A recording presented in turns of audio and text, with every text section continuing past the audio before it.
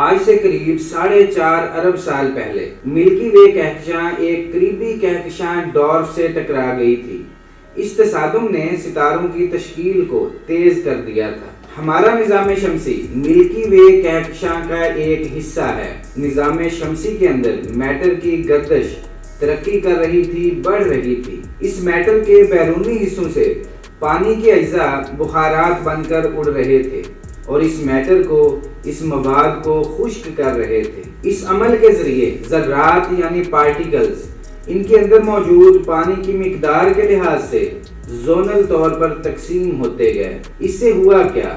اس سے میٹیریل کا by polar بہاؤ رک گیا اور اس کے ساتھ میٹر کی گردش بھی ظاہر ہے رک گئی۔ ان ریجنز میں تیزی سے تصادم ہوئے اور چھوٹے پارٹیکلز آپس میں ملتے گئے اور قطرے بڑے گولوں کی شکل اختیار کرنے لگے۔ یوں چھوٹے ذرات آہستہ آہستہ بڑھ کر سیاروں کی شکل اختیار کرنے لگے۔ سیاروں کے چھوٹے چھوٹے ذرات اور دیگر سیاروں کے ساتھ ٹکراتے رہے۔ آخر کار زمین جیسے سیاروں کی تشکیل تک بڑھتے چلے گئے۔ کئی سیارے ایک ہی مقدار میں حرکت کر رہے تھے۔ ابتدائی زمین مریخ کے سائز کے ایک چھوٹے سیارے سے ٹکرا گئی۔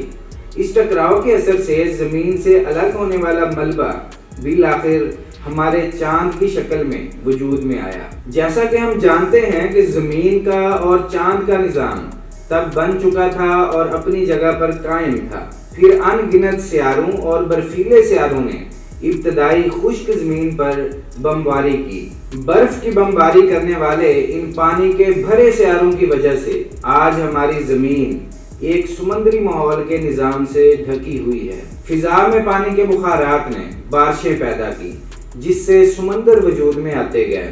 ماحول کا دباؤ آہستہ آہستہ کم ہوتا گیا۔ کاربن ڈائی آکسائیڈ سے بھرپور اس ماحول میں پانی کا یہ سمندر خود کو ڈھکنے والے CO2 سمندر میں تبدیل ہوتا گیا۔ کاربن ڈائی آکسائیڈ بھی خام اجزاء کے ساتھ مل جاتی ہے اور موسمی تبدیلیوں اور سمندری کٹاؤ کے ذریعے سمندر کی تہہ تک پہنچ جاتی ہے۔ اس وقت سمندر ابھی زہریلا تھا جس میں زیادہ نمکیات اور دھاتوں کی کثرت تھی۔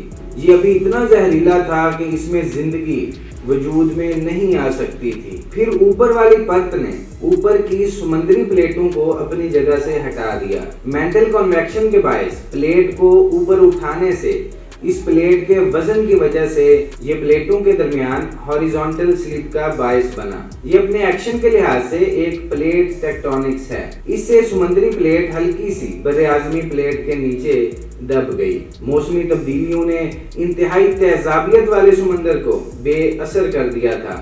یوں بھاری دھاتیں علیحدہ ہو کر سمندر کے وسط میں ذخائر کے طور پر محفوظ ہوتی گئیں۔ ان ذخائر کو پلیٹ ٹیکٹونکس کے ذریعے گہرے مینٹل میں منتقل کیا گیا تھا۔ رفتہ رفتہ سمندر میں ایک رہنے کے قابل ماحول بن گیا تھا۔ 4.2 بلین سال پہلے تک زمین کے مرکز میں ایک مائع، ایک لیکوڈ کور بن گیا تھا۔ لیکوڈ کور کے اندر کنویکشن نے زمین کے گرد ایک مضبوط مقناطیسی میدان، ایک میگنیٹک فیلڈ بنا دیا تھا۔ یہ زمین کے گرد جغرافیائی میدان یعنی جیو میگنیٹک فیلڈ کائنات کی مضر شعاؤں سے زمین کی سطح کو بچاتا ہے۔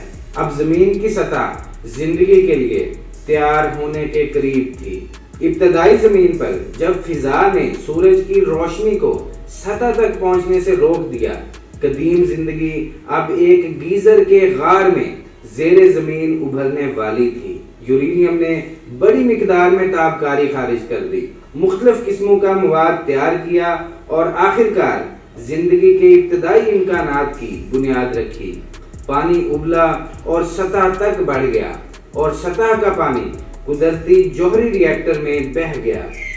نئے تشکیل شدہ بایو مالیکیولز کی حفاظت اس طرح ہوئی کہ گیزر پانی کا درجہ حرارت 100 ڈگری سے کم رہا۔ زیر زمین ماحول ریڈکٹیو تھا جبکہ سطح کا ماحول آکسیڈائزنگ تھا۔ بایو مالیکیول کی ترکیب کے لیے یہ شرائط ضروری تھیں۔ زمین کی ہیٹی اور نیون میں ٹائیڈل فورسز آج کے مقابلے میں کہیں زیادہ واضح تھیں، یہاں تک کہ جھیلوں میں پانی کا نمایاں EBB اور بہاؤ تھا۔ جو گیلے اور خشک سائیکل بناتے تھے۔ یہ گیلے اور خشک سائیکل زندگی کی بلڈنگ بلاکس تیار کرنے میں سب سے اہم عوامل تھے۔ فیٹی ایسڈز ایک ساتھ مل کر پروٹو لائف تیار کر رہے تھے۔ پولیمرائزیشن گیلے اور خشک سائیکلوں کے نیچے بڑھتی گئی اور ترقی کرتی گئی۔ آخر کار پروٹین جو بنیادی مادوں کے لیے کیٹالسٹ کے طور پر کام کر سکتا ہے تیار کیا گیا تھا۔ پھر یہ مالیکیولز گیزر غار اور سطح کے ماحول کے درمیان گردش کرتے رہے۔ ان مواد کے ملاپ کی وجہ سے زیادہ پیچیدہ بائیو مالیکیولز بنتے گئے۔ روٹو آر این اے بنیادی مواد کی طرح انزائمز کے ساتھ مل کر ریبوزائمز میں بدل گیا، جس میں خود اپنی ہی ڈپلیکیٹ تیار کرنے کی صلاحیت موجود تھی، جس نے زمین پر زندگی کے پیدا ہونے کی بنیاد رکھی۔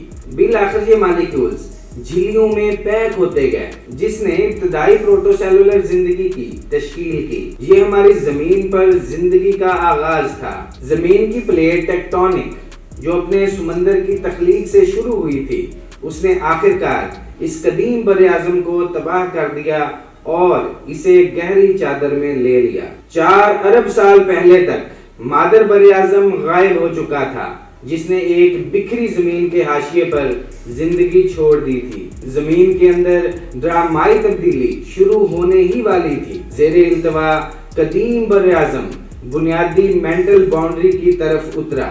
ابتدائی بر اعظم میں تابکار عناصر کی یہ دولت کور کا سب سے اوپر والا حصہ پگھلنے کا باعث بنی۔ 4.2 بلین سال پہلے تک نیا تخلیق شدہ لیکوڈ آؤٹر کور زمین کے مقناطیسی میدان کو مضبوط بنا رہا تھا، جو سولر ونڈز اور کائناتی کرنوں سے سطح کے ماحول کو پروٹیکٹ کر رہا تھا۔ اس کے نتیجے میں زمین کی سطح کا ماحول زندگی کی موجودگی کے لیے موزوں ہو رہا تھا۔ زندگی کے لیے مادی گردش کے ذریعے توانائی اور غذائی اجزاء کی فراہمی ضروری ہے۔ زندگی کو برقرار رکھنے کے لیے ضروری طریقہ کار الیکٹرانوں کا نہ ختم ہونے والا بہاؤ ہے۔ ناکافی توانائی کی وجہ سے پہلی پروٹو زندگی جوہری گیزر سے بہت دور نہیں بچ سکتی تھی۔ تغیرات تاہم زندگی کو ترقی دینے کے لیے اہم ہیں۔ زیادہ فلیکسیبل زندگی کے فارم سخت ماحول میں ڈھالنے اور زندہ رہنے کے اہل تھے۔ پروٹو لائف کا یہ دوسرا مرحلہ زمین کی سطح پر دستیاب سورج کی روشنی کا استعمال کرنے کے لیے تیار ہوا۔ انہوں نے ایک ایسا میٹابولزم تیار کیا جس نے لائٹ انرجی کو الیکٹرو کیمیکل انرجی میں تبدیل کر دیا۔ مزید یہ کہ انہوں نے سورج کی غیر موجودگی میں یعنی رات کے اوقات میں توانائی ذخیرہ کرنے کے لیے شوگر کا استعمال کیا۔ اب زمین پر زندگی کے لیے توانائی کا سورس جوہری گیزر سے دھوپ میں بدل گیا تھا۔ تقریباً 4.1 بلین سال پہلے سمندر اب بھی انتہائی زہریلا تھا۔ اس کے اندر زندگی کے بیشتر فارموں کو ہلاک کر دیا گیا تھا۔ بہرحال کچھ پروٹو لائف فارم اس ماحول کی شدت سے بچ گئے۔ انہوں نے سمندری پانی میں دھاتی آئنز کو اپنے پروٹو سیلز میں داخل ہونے سے روکنے کے لیے حفاظتی طریقہ کار تیار کر لیے۔ اس پروٹو لائف نے بڑی اور زیادہ پیچیدہ شکلوں میں ماحول سے مقابلہ کرنا شروع کیا۔ جدید زندگی کے فارم صرف 20 قسم کے امائنو ایسڈز استعمال کرتے ہیں۔ اس کا مطلب یہ ہے ہمارے آباء و اجداد نے انہی امائنو ایسڈز کا استعمال کیا جو بڑے پیمانے پر معدوم ہونے سے بچ گئے تھے۔ ارتقاء جاری رکھنے اور ختم ہونے کے مابین ایک خطرناک ٹائٹ روپ چلتا ہے۔ غیر مستحکم آر این اے زیادہ پائیدار ڈی این اے میں آیونائزنگ تابکاری کے ذریعے تیار ہوا، جس سے نسلوں تک انفارمیشن کو قابل اعتماد طور پر منتقل کرنا ممکن ہو گیا اور پروٹو لائف کا تیسرا مرحلہ پیدا ہوا۔ This was the beginning of prokaryotic organisms، جو آج کے آثار قدیمہ اور بیکٹیریا کے آباء و اجداد کا آغاز تھا۔